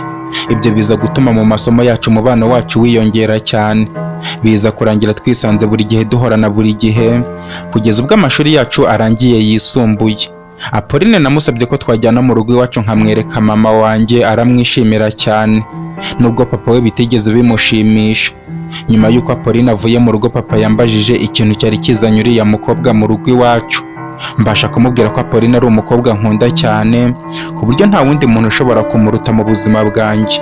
Ambaza iwabo, mubwira ubuzima bwa Apolline n'iwabo yari yarambwiye. papa ambwira ko nta na rimwe byabaho ko nakunda umwana wo mu bakene wiga muri Moriya yarihirwa n'umuterankunga. Mubwira ko iyo Apolline aza kuba atarabonye uwo muterankunga ngo aze kwiga muri Moriya, nari kuba nkiri ikigoryi kigendera mu mababa ya papa kugeza ako kanya. Ibyo byaje kubabaza papa wanjye cyane ku buryo yambwiye ko ninongera kuba ndi kumwe na Apolline azamwica yice n'ababyeyi be. Nta kindi nakoze, nahise mbibwira Apolline, ambwira ko byamugora kunyikuramo kandi nawe yarampaye umutima, bityo byaba byiza cyane dukomeje gukundana ariko mwibanga. Tubyemeza gutyo, ariko mama wanjye agahora ntitiriza ambaza niba naratandukanye na Apolline, kuko bwa nyuma na nyuma nari naramaze kumenya ko mama wanjye ari we mubyeyi nagakwiye kuba narumviye kuva kera. Namubwiye ukuri ko Apolline nkimukunda kandi nawe akankunda. Mama nsezeranya ko azanshyigikira muri byose, ariko mbeho ntiteguye ko papa wanjye ashobora guhinduka na gato ngo azemera Apolline. Ubwo njye na mama umubano wacu twamaze kuwubaka, ngira n'amahirwe papa yaramaze gukomera mu gisirikare, bityo umwanya yabaga afite mu rugo wari muke cyane. Ibyo bigatuma njya nkunda kuzana na Apolline cyane mu rugo, aho twigaga muri kaminuza yigenga ya Global University. Nuko muri ayo masomo yacu dukomeza gufashanya, ariko njye na Apolline kuko twigaga ishami rimwe ry'ubuganga, umuntu yarahaye itegeko ko atazongera kundusha amanota. Mubwira ko tuzabireba ku munsi w'amanota ya nyuma uri muri kaminuza, ariko n'ubundi nari narigoreje ubusa. Apolline ni umukobwa wiha intego agatanga igitambo bisaba byose kugira ngo ayigereho, bityo akaba yayigezeho kuko niwe mukobwa watubanye uwa mbere mu ishami ryacu. N'ikimenyimenyi mureba umudari yambaye mu ijosi bamwambitse, bakaba banamuhembye imashini ya mudasobwa y'umunyeshuri uhiga abandi muri kaminuza yacu yose, ndetse ikirenze n'ibyo nk'umukobwa. Nuko ibyo birangiye Apolline mubwira ko ndambiwe gukundana nawe mu bwihisho, bityo twajyana mu rugo tukabibwira ababyeyi banjye ku mugaragaro.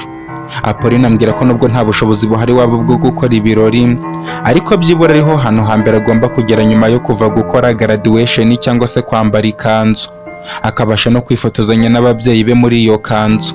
Ari nabwo twafashe imodoka tukaza, ariko njye nta kindi kinzanye uretse kubabwira ibyo nashakaga kubwira ababyeyi banjye ko Apolline mukunda, nkaba ndi no kubasaba uburenganzira. Phyllis yamaze kutubwira gutyo, njye na nyogokuru wawe tukumakirana yombi, kubera ko umukobwa wacu nta kintu atari yaradukoreye, kuko aho twari twarananiwe kumwishyurira amashuri akabona umuterankunga wari umurihiye amashuri yisumbuye na kaminuza, ntago yabipfushije ubusa ahubwo yabibyaje umusaruro. Nuko negera Phyllis n'umukobwa wanjye Apolline mbafata ibiganza byombi, ndabihuza mbabwira ko mbahaye umugisha, maze ubundi bumve batekanye. Ako kanya Phyllis nk'umusore wo mu bakire yahise ategura ikirori cyihuse cyane.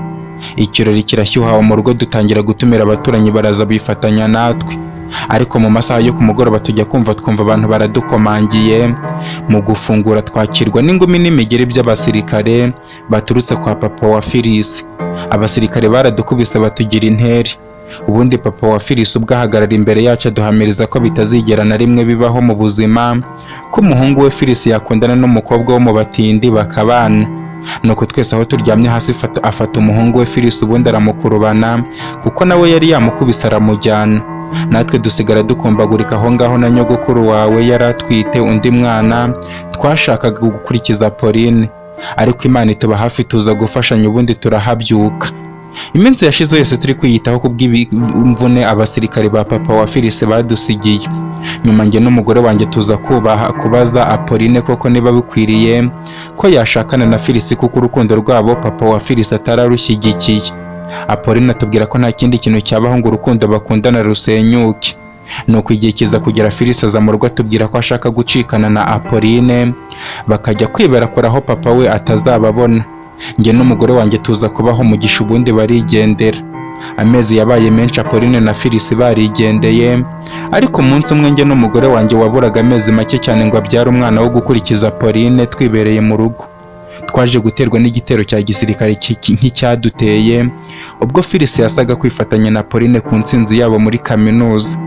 Tubabaza ibyo bashaka, papa wa Phyllis ambwira ko ari njye woheje abana ngo babane, kuko iyo ntabaha uburenganzira kuri bo baba batarabanye, bityo agiye kunkorera ibintu bibi cyane ntazigera nibagirwa mu mateka, kandi angira intere ku buryo nzapfa ndi kurira.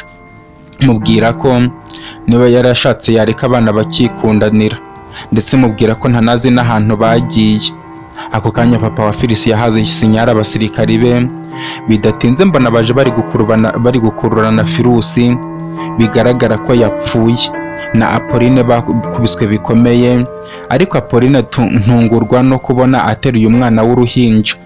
Mu kuba tugize imbere mbona babaye intere ndetse n'umwana arimo kurira.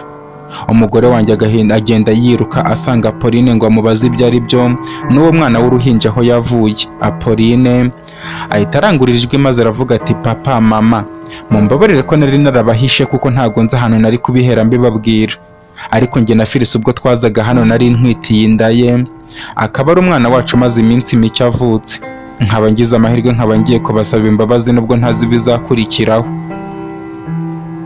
Ntacyo nigeze mvuga kuko ahubwo numvise nishimye cyane, kubera ko abanzi barwanyaga urukundo rwa Apolline na Filisi, niko bo bagendaga batera intambwe, ariko kuri iyo nshuro umubyeyi gito wa Filisi akaba yari amaze kwiyicira Filisi, kuko aho yari aryamye wabonaga atananyeganyega. Nuko umugore wanjye ahita yakirana ubwuzu bwinshi cyane umwana wa Filisi na Apolline, ariko akimugeza mu biganza papa wa Filisi ahita amwegera mukubita umugeri wo mu nda. Umugore wanjye ahita agwa nkiriya hakurya, amaraso ahita aba umuvu aho yari aryamye, bigaragara ko aho yari akubise ku nda ye yahise ihangirika. Umugore wanjye nta n'umunota n'umwe yamaze yahise aca, nanjye kubyemera ngenda ngana aho aryamye, mukoze ku ijosi nsanga yarinaze. Nuko mpita negera umwana aho yari aryamye arimo kurira ngo ndebe ko ntacyo yabaye, nsanga yarokowe n'imyenda bari bamwambitse imeze nk'uruhu rw'intama kandi iremereye cyane. Nta kindi nakoze nirengagije ibiri kubera aho ngaho, mpita nterura umwana vuba cyane, ubundi mfata iby'ishyamba ngenda niruka kuko nari nabonye abasirikari nta mikino bafite, ariko nabo ntibampaga ahenge banyirukankanaho urusasu rwinshi cyane.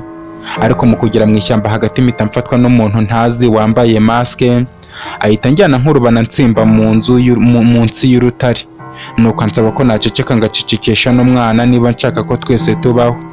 Umusore mu gukuramo maske ambwira ko ngomba kuguma aho ngaho ntanyeganyega. Nuko abari bankurikiye bose mbona umusore abamariye ku icumu nako ku isasu arabamara, agaruka aho nari nihishe mu rutare, maze umusore ambwira ko ubu ntekanye nakwigendera, ariko sinsubira aho mvuye kuko abari kunshaka bashobora kunsangayo nanone. Nagize amatsiko y'uwo musore ntabaye, mubaza uwo ari we ambwira ko atari ngombwa kumenya uwo ari we, ariko ubwo ndi mukuru nkaba ngize n'amatsiko icyarimwe, ntago yabura kumbwira ko ari umusore uri kuzuza ibigwi bya papa we umaze igihe yaripfiriye, mu gihe abantu bari bazi ko papa we ari umugabo uri aho ngaho. Uwo musore ngo akaba amaze gusobanukirwa uko papa we yari ameze mbere y'uko apfa, akaba nawe yaje muri iryo shyamba kwitoreza mu buryo azajya agirira abantu bashaka guhohotera abandi nkanjye. Umusore arenzaho avuga ko izina rye yitwa Buroni, bityo nigendera amahoro njya ahantu kure abantu batazigera bamenya. Ubwo umusore naramushimiye ntera inzira nkurikiraho naganaga mpunga, njya ku mugabo wari inshuti yanjye mubwira ibyambayeho byose. Umugabo ambwira ko hari akazu afite katarimo abantu naba nkagiyemo, nuko aza kuhanjyana njye n'umwana mutoya, mpagera mu masaha ya nijoro cyane. Nza kuhararana n'umugabo w'inshuti yanjye mutekerereza byose. Umugabo ambwira ko nubwo narokoye umwana ariko ntigeze nita ku kumenya amaherezo y'umukobwa wanjye, bityo byaba byiza mu gitondo cya kare tuzindutse tukajya kureba yuko byagenze. Ariko mu gitondo mu kugera mu rugo abaturanyi bambwira ko Apolline yajyanywe n'uwo musirikare ndetse n'umusore, naho umugore wanjye akaba ari mu nzu bari bategereje ko nzagaruka kumushyingura. Nashyinguye umugore wanjye mu marira menshi cyane, kuko se we nari ndi gushyingura bari babiri n'umwana yari atwite. Ibyo birangiye mpitamo kuva aho hantu by'iteka kuko ntago nashakaga kuzahagaruka. Nza kwirerera umwuzukuru wanjye neza, ari nabwo naje guhura n'umukobwa wari umupfakazi kuko niko yiyitaga, ngo kuko umusore bakundagana yari yarapfuye yumva atakunda undi muntu. Uwo mukobwa Teresita turakundana, ariko nyuma y'igihe gito yambwiye ko agiye kujya guhaha mu isoko riri hakurya y'aho nari ntuye mbere, ntiyagaruka. Nza kumuburira irengero, ngira igikomere cya kabiri kuko mbere nabuze umugore wanjye n'abana babiri, none kuri iyo nshuro na Teresita nari mubuze. Mbona ko nta mahirwe mfite yo kubana no kurambana n'umugore, mpitamo gukomeza kwirerera umwuzukuru wanjye nari narahaye izina rya Toresi nk'icyifuzo cya mama we Apolline, kuko yakundaga kuvuga ko nabyara umwana azamwita Toresi ngo ni akazina keza. nanjye ndimwita mu buryo bwo kugira ngo nzajye mwibuka, kugeza ubwo yakuze ngahitamo kumubwira amateka ye. Bityo mwana wanjye, mu makuru mfite yuzuye nuko sogokuru wawe ubu asigaye ari umucungagereza mukuru wa gereza y'ibanga yitwa Eternity Jail, kubera ko nk'uko ubizi nagiye nikorera imishinga yo gucuruza utunyamaswa two gukoreraho ubushakashatsi, mbikora nk'icyifuzo cya mama wawe Apolline wambwiye ko narangiza kwiga azakora ubushakashatsi, bityo nkazajya mushakira utunyamaswa two gukoreraho. Muri uko gukora uwo mushinga nibwo nabonye amasoko mboneraho kumenya amakuru ya sogokuru wawe ko nawe ari gukora ubushakashatsi akoresheje umukobwa wanjye Apolline, ariko kubw'intege nkaba ntaramenya aho bikorerwa. Nguhaye akazi kuva uyu munsi wo gushaka amakuru ya mama wawe, irengero rye, maze uzamwibwira azakumenya, umubwire ko witwa Toresi w'inzozi ze, azahita akumenya. Uburyo uzacamo n'ubwawe kuko urakuze, ngaho genda. Sogokuru wanjye yamaze kumbwira gutyo mpita amenya impamvu ya byose, n'uburyo yakundaga kundinda kumenya amateka ya papa wanjye na mama wanjye kera ntaragera igihe cya nyacyo. Ndamushimira, musaba n'imbabazi, mubwira ko rwose nshobora kuba naramwifasheho nabi igihe cyose nashakaga kuba namutitiriza, mubwira ko nshaka kumenya iby'ababyeyi banjye. Nuko musezeranya ko nzakora uko nshoboye kose nkazamenya irengero ry'ababyeyi banjye. Aribwo nagiye kwaka akazi ko kujya uba umucungagereza, ariko intego yanjye ari ukungeza kuri gereza ya Eternity Jail aho sogokuru Morutana yari ashinzwe. Nuko nkora imyitozo amezi 6, nyuma banjyana gukora kuri gereza nkuru y'umujyi wa Kent, ariko baza kutwimura turi abasore 2 gusa, batuvana kuri gereza ya Kent batujyana mu ibanga kuri gereza ya Eternity Jail. Baduha amabwiriza ko gereza tugiye gucunga ari ibanga, bityo nta muntu ugomba kumenya ko turi n'abacungagereza. Ayo mabwiriza tuyahabwa na sogokuru wanjye. Njye n'umusore bari batwimuranye tuza kwibwirana, dore ko bakundaga no kuduha poste cyangwa se ibirindiro bimwe. Ambwira ko yitwa Ramari, ariko akaba agize amahirwe yo kuza kuri iyo gereza ya Eternity Jail kuko papa we ahafungiwe kuva akiri umwana mutoya cyane, ndetse akaba ashaka kuzahamukura ku kabi n'akeza. Nanjye numvise bimeze gutyo ndamwizera, mubwira impamvu nagiye muri ako kazi. Ramari ambwira ko ubu turi abavandimwe, bityo tugomba kubikirana amabanga, ubundi tukazafashanya mu mipangu yacu. Akazi gakomeza gutya, ari nako narabuze aho nashakira mama wanjye, kuko ntago nari nzi hano Morutana aba ari n'igihe atari muri gereza. Ariko igihe kimwe nza kujya iwacu mu rugo kuba ndi kumwe na sogokuru, mbona igitero cya batayo y'abasirikare batunyuzeho, niha gahunda yo kubakurikira ngo ndebe aho bagiye. Nsanga ni inyeshyamba zibera mu mashyamba duturanye iwacu. Mu gushaka amakuru neza amenya ko ari abasirikare ba Morutana Warden, mpita amenya ko byanga byakunda mama wanjye ashobora kuba abarizwa muri ayo mashyamba, kuko papa we ntago nkimubara mu bazima. Mpita nzi inkuru nyibwira sogokuru wanjye ndetse na Ramari, ariko tubura ubufasha bwo kuba twajya kuhareba ngo tubohoze mama wanjye. Rero nubwo nabihamyaga ko mama wanjye ashobora kuba afungiwe muri iryo shyamba, ntago byari 100%, ariko nabihamije umunsi abasirikare ba Morutana baje mu rugo gushaka imbeba zo gukoreraho ubushakashatsi. Sogokuru wanjye akansaba kwihisha kuko na Morutana yari yaje, kandi yari kumenya ko ari njye ucungagereza bikaba bibi. Uwo munsi mbabazwa cyane n'ukuntu basize bakubise sogokuru, ngo imbeba bamutumye ntago ari nyinshi nk'uko babimusabye, ariko ndihangana ahubwo nzura umujinya. Ari nabwo nyuma naje kumenya aho Morutana ataha, kugeza ubwo njye na Ramari twamenye ko burya atari twe bantu Morutana yabereye abanzi gusa, ahubwo namwe ari umwanzi wanyu. Tuza gufatanya kubohoza papa wa Ramari muri gereza, ariko ejo bundi nibwo naje kukureba hano ngasanga wagiye, mbibwiwe na madamu wawe ambwira ko mugiye mu cyaro cy'iwacu. Mpita menya ko mugiye kureba sogokuru, aribwo naje mbakurikiye ngasanga igitero cya gisirikari cyabagose. Ngasimbukira inyuma ku gipangu ngahura na sogokuru wanjye afite imbunda agiye kujijisha abasirikare ngo mubone uko mucika, aribwo yigiye kurasira mu mashyamba bakagenda bamukurikiye, ariko kubw'amahirwe make bakamurasa. Namwe mwarabibonye byakurikiyeho. Mukimara kugenda rero nahise mpamagara Ramari, mubwira ibimbayeho ahita azi igitaraganya, ariko abaye ubusa kuko yasanze sogokuru wanjye yamaze gupfa. Aribwo twafatanije kumushyingura twigumira turi kumuririra, agahinda kacu gashize ko kubura sogokuru wanjye cyane cyane kuri njye, gashirana no kuzamuka k'umujinya wanjye. mpita nsaba Lamari ko yamfasha tukajya kwiga amashyamba neza arimo abasirikare ba Morutanna. Ambwira ko nta kintu yanyuma kandi naramuhaye ubufasha bwo kubohoza papa we. Nuko turagenda amashyamba turayinjira ndetse tugera no mu birindiro bikuru. Ariko mu kugera mu birindiro tugwa kuri batayo ya gisirikare. Abasirikare bahita badufata, bamaze kudufata baratuzirika. Mu gihe bagiye gutangira kudukubita havayo umugabo bigaragara ko ari we uhayoboye aho ngaho. Atubaza abo turi bo n'icyo dushaka muri ayo mashyamba. Lamari ahita amubeshya ko twari turi guhiga udusimba two kujya kotsa ku makara. Umugabo ntiyabyemera neza ahubwo atubaza amazina yacu. Tumubwiza ukuri, njye mubwira ko nitwa Torres, mugenzi wanjye akaba yitwa Lamari. Namaze kubwira uwo mugabo ko nitwa Torres mbona ameze nk'umuntu uhindutse ku isura ndabibona. Umugabo ahita ambwira ko mukurikira akajya kumbaza ibibazo. Umugabo ambaza iwacu, mubwiza ukuri kuko numvaga kuvuga ukuri ari byo byankura aho hantu. Mubwira aho navukiye n'aho twimukiye papa na mama bakimara kwicwa, kimwe na nyogokuru wanjye ndetse nshikishwa na sogokuru. Umugabo ambaza amazina ya sogokuru na nyogokuru ndayamubwira, akomeza gutungurwa cyane, nkabona ko isura ye iri guhinduka. Nuko umugabo umaze kumubwira gutya arandekura amaboko yari aziritse, ansaba ko njye na mugenzi wanjye twava aho ngaho byihuse kandi ntituzibeshye ngo tuhagaruke.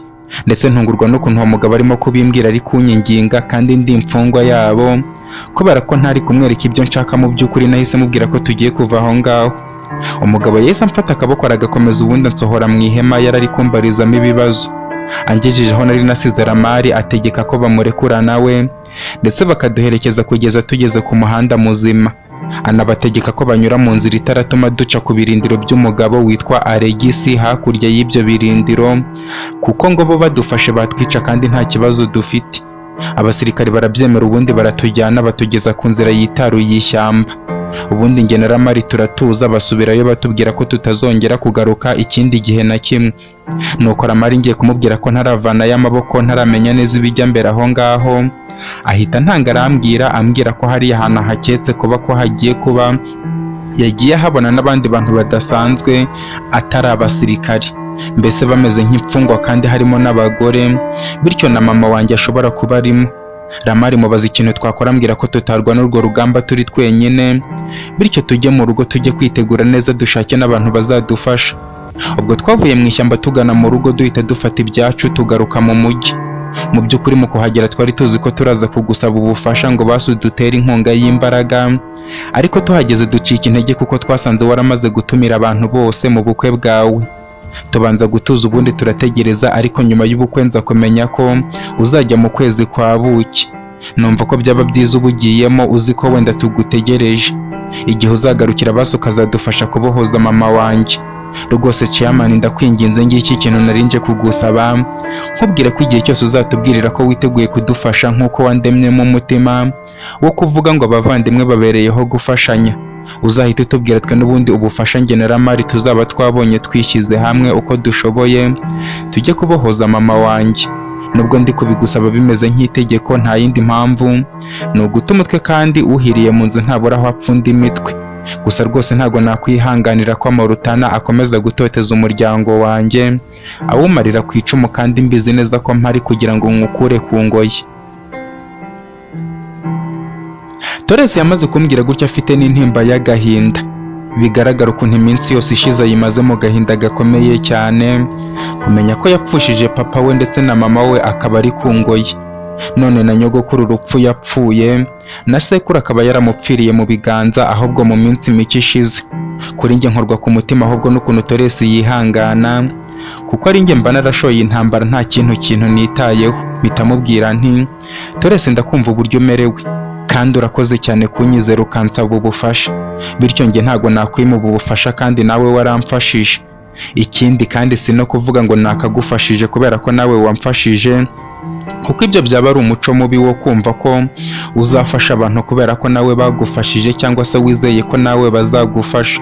Kubw'iyo mpamvu ndagira ngo nkumenyeshe ko iyo nza kuba ntahuye n'ikibazo kinkomereye ku mugore wanjye, ntago byari gutuma ntasubika ukwezi kwacu kwa buki tukabanza gutabara mama wawe, ubundi njye na Mariyamu tukazajya mu kwezi kwa buki nyuma. Ariko nkwijeje ko nimara kwizera neza ko Mariyamu ameze neza ndetse anatuje nta kibazo afite ku buryo namusiga, tuzahita dushaka uburyo dupanga kujya gutabara mama wawe. ikirenze n'ibyo kandi wizere neza ko nzakuzanyiriza hamwe imbaraga mfite nanjye, ubundi tugashyira hamwe kugeza igihe mama wawe tumukuzaniye mugatangira kubana nk'umubyeyi n'umwana, rwose nyizera. Toresi yahise avuga ati mu by'ukuri ntabwo nabona ukuntu nagushimira chairman kuba undemye agatima, kandi nanjye nkwifurije ko umugore wawe akira vuba ubundi ibibazo bikarangira, kandi nanjye ubufasha bwose mwankeneraho nabutanga.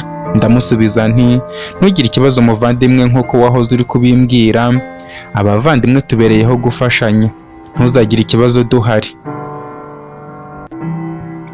Namaze kubwira Toresi gutya aranshimira cyane, ubundi ansezeraho ambwira ko agiye kuba ari kumwe na ba Ramari. Mubaza amakuru ya Bonete na Hiberi, ambwira ko bameze neza cyane, ariko baba bagifite ubwoba bwo kuva mu rugo kubera ko baba batinya ko bashobora gufatwa na Alex papa wabo akabagirira nabi. Mubwira ko bampera indamukanyo ko nimbona akanya nzabasura mu minsi iri imbere. Nuko Toresi ansezeraho aragenda, nanjye nsigara nicaye muri salo ndi gutekereza ku muntu ushobora kuba waramenye ko Mariyama atwite, agahita ashaka uburyo yamuha imiti ikuramo inda kugira ngo akunde atubabaze, ariko bikananira kubyiyumvisha. Nibaza uburyo abantu ari abagome cyane, ukuntu Surutanisi n'umugore we Sorina batazi ko ibyo bari gukora byose bari kugirira nabi umwana w'umuvandimwe we Sofiya. Nibaza naramuka bimenye ko ariko byagenze uko azabyakira. Mpita numva ko icyaha umuntu yakoze aricyo kimukurikirana, bityo ugasanga ni bya bindi bita kwikora mu nda. Ubwo nakomeje kwicara aho muri salo. Lisa aza gusohoka mu cyumba yari yajyanyemo na Fereyiro, aza kuba yicaye muri salo ubona ko nta mutuzo, ariko tubasha kuganiraho gatoya mubaza uko ameze, akambwira ko ameze neza. Ndabyishimira cyane ko ataraherutse kwerekana ibintu byo guhungabana kubera ibyamubayeho. Nuko amasaha akomeza kwicuma kugeza ubwo nibagiwe ko naje nje kuryama, nkabyibuka mbona Gastam arimo gutaha ageze mu rugo. Aransuhuza ubundi ajya gukuramo imyenda y'ishuri agaruka muri salo. Gastam ahita afata se ko mbona mwese mwigunje byagenze gutera, nuko mama wacu atari hano mu rugo. Nabuze ikintu nabwira Gastam kuko nta makuru yari afite. Lisa aboneraho kumubwira ko Mariyamu yarwaye, bityo akaba ari kwa muganga. Gastam ahita ansaba ko twajyana gusura Mariyamu kwa muganga. N'ubundi numva nta kindi ndi kumara aho ngaho, mubwira ko twagenda. Lisa ambwira ko atavaho mu rugo asize Fereyiro mu rugo wenyine aryamye, bityo aragumaho akadutegereza, akanategura ibyo ku mugoroba. Ndamushimira ubundi njye na Gastam tujya kwa muganga. Mu kugera mu cyumba Mariyamu aryamyemo dusanga biracyameze kwa kundi. Lorena atubwira ko atarakanguka. Ubwo twicaye muri icyo cyumba amasaha makeya, kugeza ubwo twibutse ko Gastam arajya ku ishuri mu gitondo. Ikirenze n'ibyo Lisa akaba ari mu rugo wenyine. Ntangira kwibaza ukuntu iminsi mike ishize nari mfite ibyishimo bidashira, ariko bikaba bihindutse mu mwanya muto nk'uwo guhumbya. Nahise nsaba Gastam ko twataha mu rugo, ndetse ngira ngo njye gufatanya na Lisa gutegura ibya nijoro, mbonereho no guhamagara Jessica na Dorcas mbabwira uko bimeze, kuko nari nanze kubibabwira ngira ngo badahangayika, kandi ntekereza ko Mariyamu ashobora gukanguka kare. Nuko tugera mu rugo. Mu kugera imbere ya hoteli tujya mu rugo mpura na Karara arimo gutaha.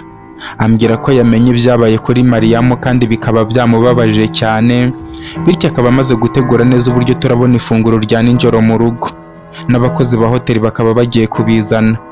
Karara naramushimiye cyane mubwira ko akoze. Nuko ambwira ko agiye kunyura mu rugo afata umupira wo kwifubika, azaba ari kumwe natwe mu rugo cyane cyane abana. Ndamushimira mubwira ko mutegereje. Nuko tugenda tugana mu rugo, ariko mu by'ukuri meze nk'uri mu bwigunge. Ngeze mu rugo nicara muri salo. Gastam ajya kureba Fereyiro mu cyumba niba atarakanguka. Atindayo nanjye mboneraho guhamagara Jessica mubwira byose. Nsoje kuvugana nawe mpamagara na Rufus ndamubwira, kimwe na Marita. Marita ambwira ko ku munsi ukurikiyeho azaza kundeba, musaba kutigora kandi afite ibyo arimo gukora. Ambwira ko ntaba ndi mu bibazo nk'ibyo ngibyo ngo abure kuza kundeba. Ubwo namaze kubavugisha gutyo Karara na Kararisa ariko bageze mu rugo, bazanye n'abandi bakobwa babiri bakora muri hoteli bazanye amafunguro. Abo bakobwa bamaze kuyashyira ku meza, Karara dusaba ko twajya ku meza tugafungura. Ambwira ko mama we Lorena ari gucunga Mariyamu ngo arebe uko ameze, bityo simpangayike. Nuko twegera ameza duhamagara na Gastam ngo aze kurya. Azazanye na Fereyiro, Lisa abasha kumuterura baricarana. Turya nta morale, nawe urabyumva amagambo yari make. uretse ko Clarisse yabashije kudusetsa afatanije na Gaston na Fereyiro, bigaragara ko nta kindi ashaka uretse kunyibagiza ibihe narimo muri ako kanya. Ubwo tumaze kurya dukomeza kwicara ari nako tuganira. Clarisse na Karara mu gihe batangiye kudusezeraho telefone yanjye birasonye, mu kureba umpamagaye mbona ni Lorena. Mu kwitabana igihunga cyinshi mubaza ibibaye. Lorena yahise ambwira ibibaye, numva muri njye ndahindutse, numva umutima wanjye usa n'uwisimbije mu mubiri wanjye. Ako kanya mpita mpaguruka ntarwambaye, ubundi nikoza hirya no hino meze nk'umuntu utazi icyo ashaka, ariko nta kindi kintu cyari kibinkoresheje uretse inkuru Lorena yarampaye ambwira ko umugore wanjye Mariamu amaze gukanguka, kandi agakanguka ahamagara njyewe Peteroni Lewis mu marira menshi.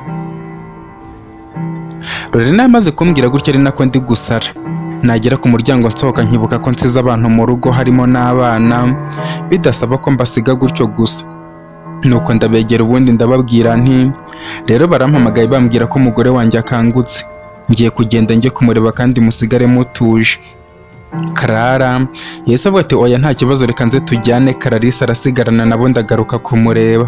Clarisse ahita avuga ati njye nta kibazo ndaba ndi kumwe nabo kandi ntimugire ikibazo turasigara neza. Ako kanya njye na Karara twahise tuva mu rugo, ariko njye ngenda ntarwambaye mfite amatsiko yo kubona Mariamu nanone kugira ngo nshire amatsiko y'ibyamubayeho. Nuko mu minota nk'umunani nari ngeze ku bitaro, nihuta ngana mu cyumba yari arimo kumwe na Lorena. Nkimara kwinjira nsanga Mariamu arimo kurira atsikimba, ahita ambwira ati Peteroni umwana wanjye yagiye. Umwana wacu, ese ibi ni ibiki bimbayeho koko? Ndamusubiza nti mukundwa wanjye tuzi ushyira umutima hamwe, ndakwinginze mukunzi rekeraho kurira, ibintu biragenda neza. Mariamu ahita avuga ati ndumva ntazi ukuntu meze Peteroni, ubu ndumva ntazi ikintu nakubwira, ese ibi ni ibiki koko? Ndamubwira nti mukunzi tuzi ubanza utuze maze ubundi wumva ufite amahoro, kandi ndi kumwe nawe, urabizi ko nagusezeranije kuba ndi kumwe nawe mu byiza n'ibibi. Mariamu ahita avuga ati Peteroni rwose ntago nzi ukuntu nabisobanura, ukimara kugenda nagiye kwirambika ku buriri, nkajya nkwandikira nkubwira ngo ndagukumbuye nk'uko nkumbuye, ariko ntangira kumva mu nda yanjye harimo kundya, ariko nkumva ari ibisanzwe wenda ari uko karandiri karimo kwisimbiza. Sinabikubwira nkomeze kukwandikira n'amatsiko menshi buri kanya, ntegereje ko basi message yawe yangeraho, nawe ukirengagiza ibyo urimo ukajya unsubiza nta n'akanya gaciyemo, ariko mu nda yanjye hakomeza kundya cyane ubutitsa, kugeza ubwo ibyo nafataga nk'ibyoroshye nagiye kubona bikomeye, mbonye amaraso ari gutemba ava muri paradizo yanjye.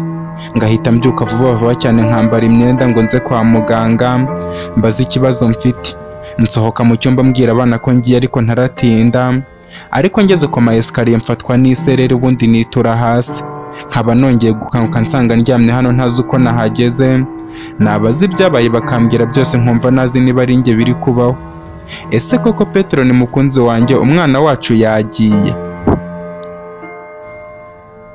Mariamu yambwiye gutya ayo magambo yose agira ngo ampe ubusobanuro, kubera ko yashakaga kumbwira uko byagenze ntabimubajije, nk'umuntu ushaka gutanga ubusobanuro nk'uwishinja icyaha, cyane cyane ko yarazi agaciro umwana wacu Landry Lewis yari afite ku buzima bwanjye, kuko naramukundaga cyane. Buri munsi ngahora mubaza uko ameze, mukora kunda numva uko ari gutera mu nda ya Mariamu. Rero Mariamu kuko yarazi uburyo ubuzima bwanjye bwahindutse akimara kumbwira ko antwitiye, byatumwe ambwira byose ntanabimubajije kubera ko yumvaga amakosa araye. Ariko sinabitindaho, ahubwo ntangira kumuhumuriza mubwira nti mukundwa wanjye humura kandi wikwirirwa wivunira umutima, kubera ko nta kosa wakoze kugira ngo bigende gutya, kandi urabizi ko ngufite nawe ukangira.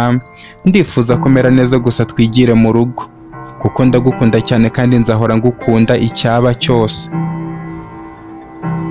Namaze kubwira Mariamu gutya areba ku ruhande, binyereka ko afite ipfunwe kubera ibyabaye, ariko nkomeza kumwiyegereza ndetse no kumwihanganisha ku gihombo tugize, nanamwibutsa ko atari ryo herezo kuko turacyafite amahirwe yo kubyara abana benshi.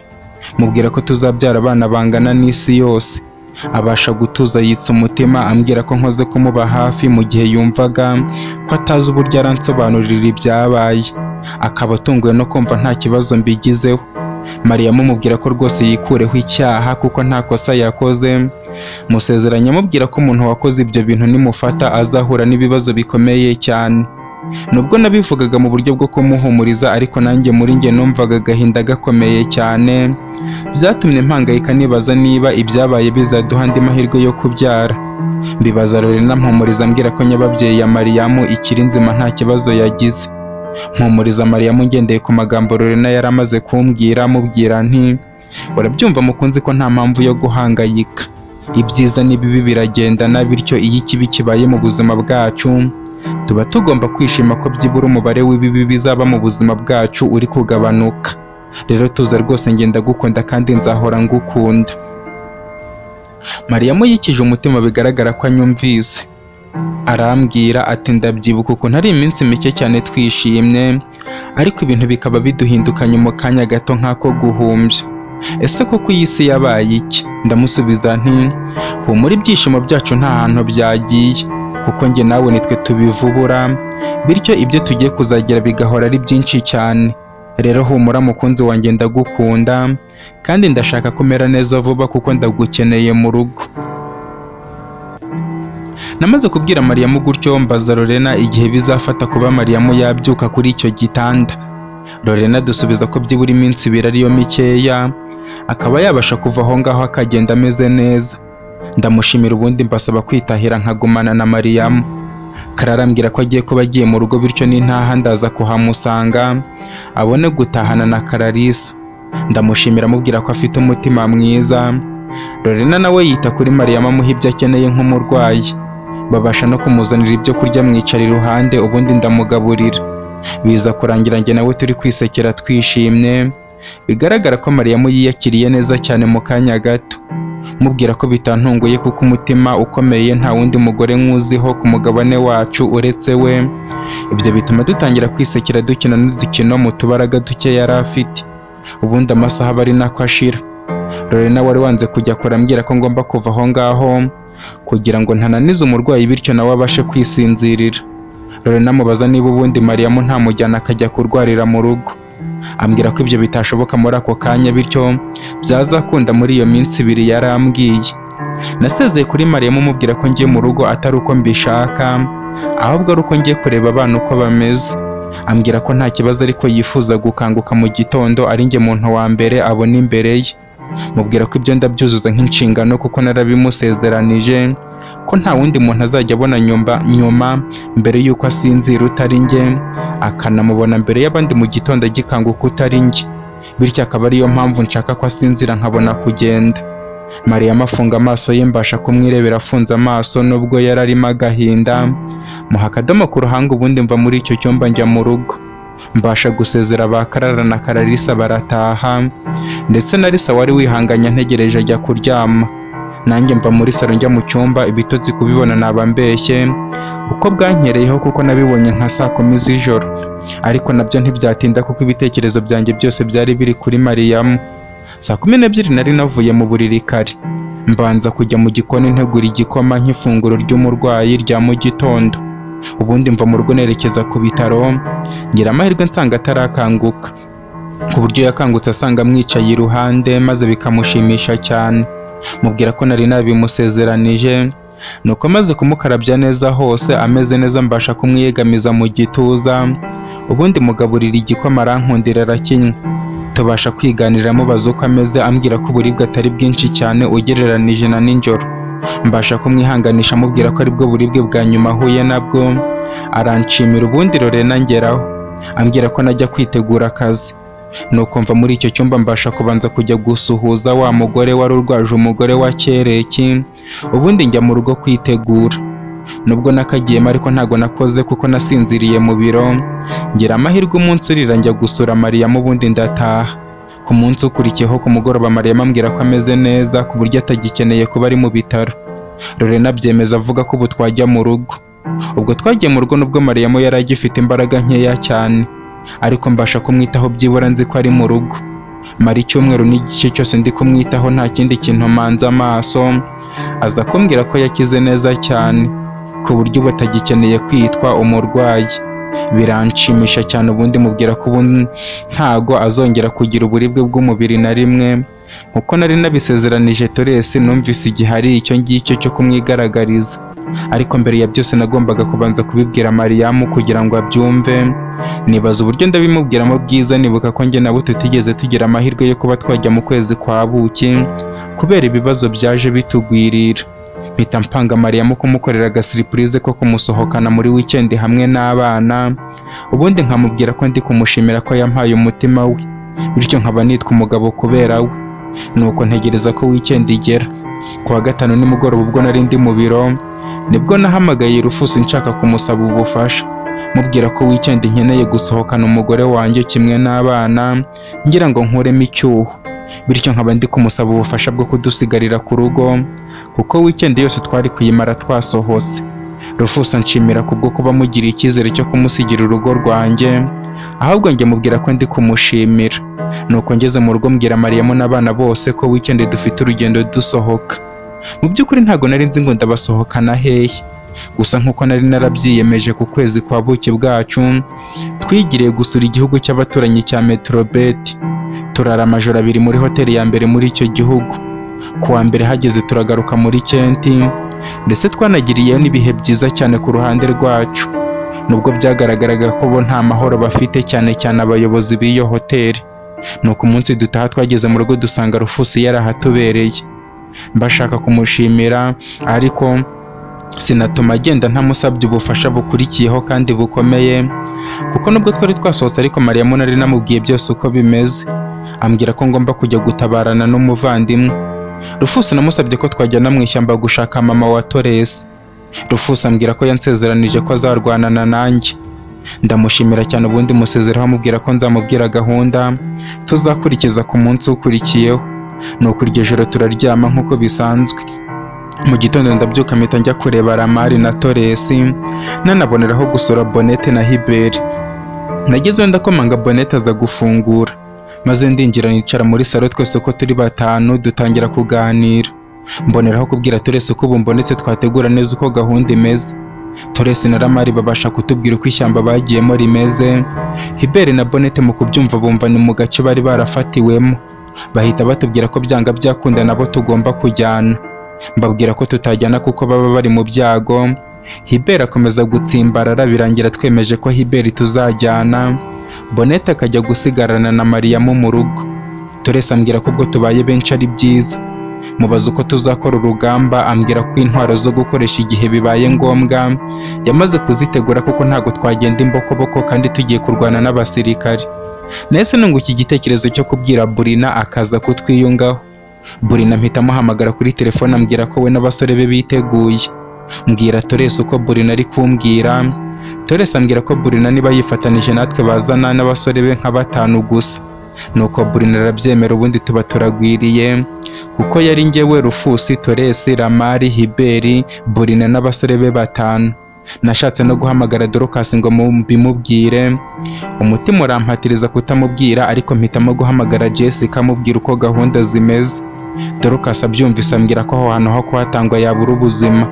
Mubwira ko atari byiza kuzana natwe, ambwira ko turabivugana nimugoroba ageze mu rugo. Ubwo twapanze uburyo tuzigaba mu ishyamba bitewe n'uburyo Ramari na Toresi bari bahabonye. Ubwo bajyagayo bagafatwa. Turangije kubipanga neza ndataha. Dusezerana ko kugira ngo tuzirinde gukekwa, tuzagenda mu masaha ya nijoro kugira ngo misiyo tuyikore mu rukerera duhita dutaha. Mu kugera mu rugo nsanga bose barahari, turaganira kugera ku mugoroba. Ubwo Dorcas yaje yambariye urugamba, nkumva birambabaje cyane kuko numvaga ari kwikinira. Nta kundi byari kugenda. Dorcas namubwiye gahunda ukuntu imeze, ndetse mubwira ko tuzongera guhurira hamwe ku munsi ukurikiyeho kwa Ramari, turi gupanga uburyo noneho tuzagenda. Nuko tumaze gufata ifunguro rya nijoro twese tujya kuryama.